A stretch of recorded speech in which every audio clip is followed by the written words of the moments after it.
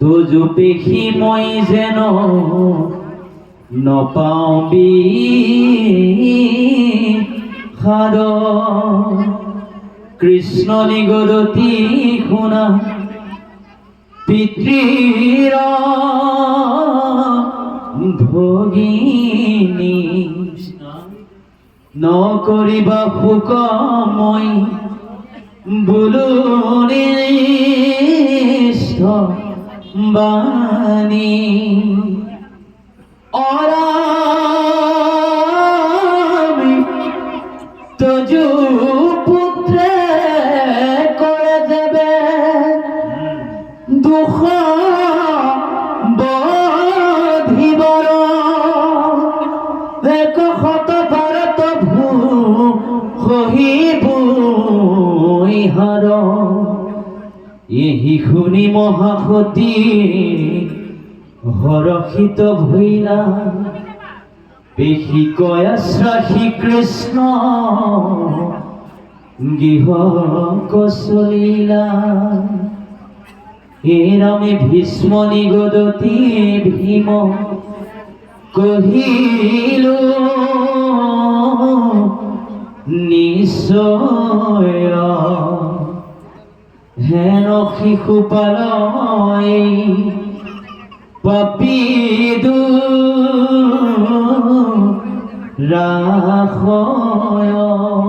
কৃষ্ণ যেতিয়া শিশুপালৰ মাতৃয়ে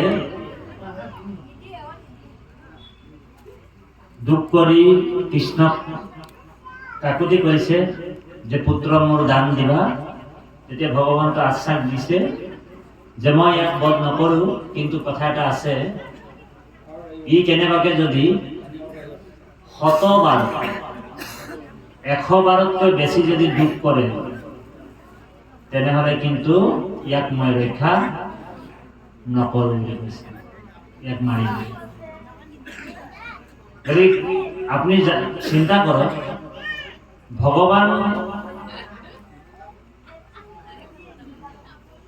ভগৱানে আমাকো আমাৰ অপৰাধবিলাক আমাৰো ভগৱানে দুখ নধৰে, কিন্তু আমি যদি বাৰে প্ৰতি যদি ভুলেই কৰি থাকোঁ, সেই ভুলটো গৈ গৈ এটা অপৰাধ হৈ যাব, আৰু অপৰাধ হ'লে ভগৱান বেয়া পায়।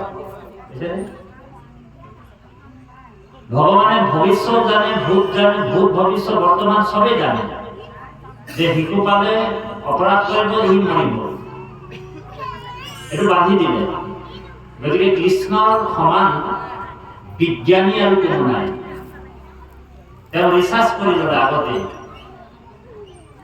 আটাইতকৈ ডাঙৰ বিজ্ঞানীজনে হৈছে কৃষ্ণ। কেনেকে বিজ্ঞানী আপুনি চিন্তা কৰিব, এবাৰ মানে হিৰণ্যকশিপুৰ এটা বৰ ল'লে ব্ৰহ্মাৰ পৰা দেই।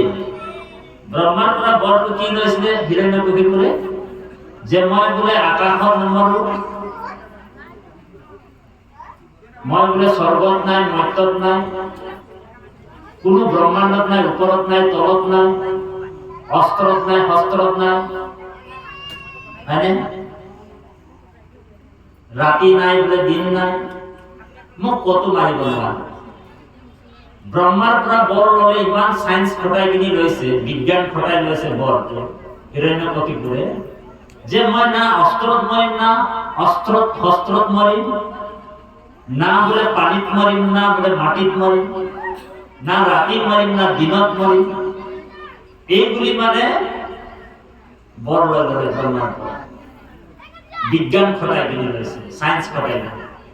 তো ভগৱান কিমান ডাঙৰ সাইন্টিস্ট হ'ব, ভগৱানে কিমান ডাঙৰ বিজ্ঞানী চাব আপুনি।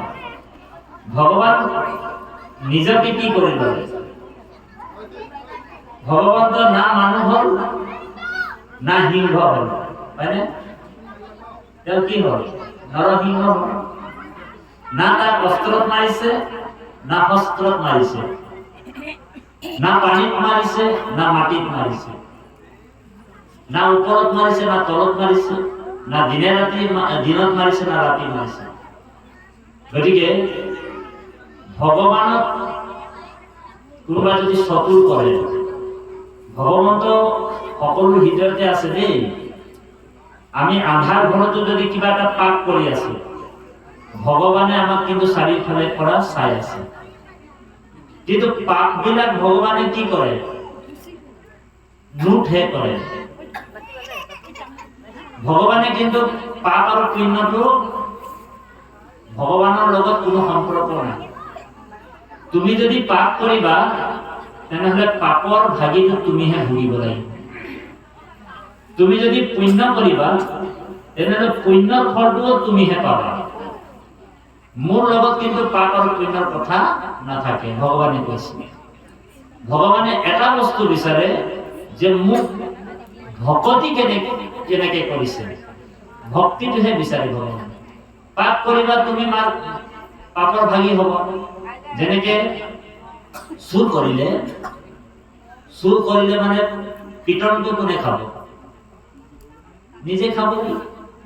আৰু আপুনি যদি ভাল কাম কৰে তেনেহলে আপোনাক সন্মান পাব আপুনি সমাজত।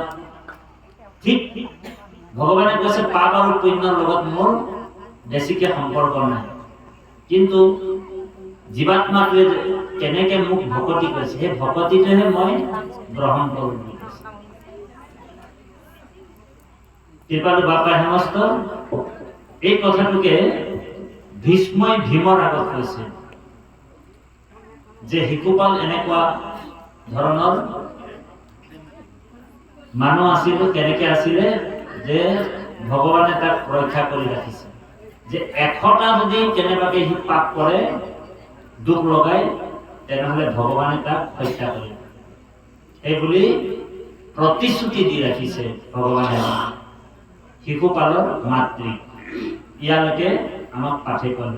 তাৰপিছত কি কব অকমান ৰাম ও ভীষ্মনে গদতি ভীম পঢ়িল নিশ্চয় ও হেনকে কপাল পাপি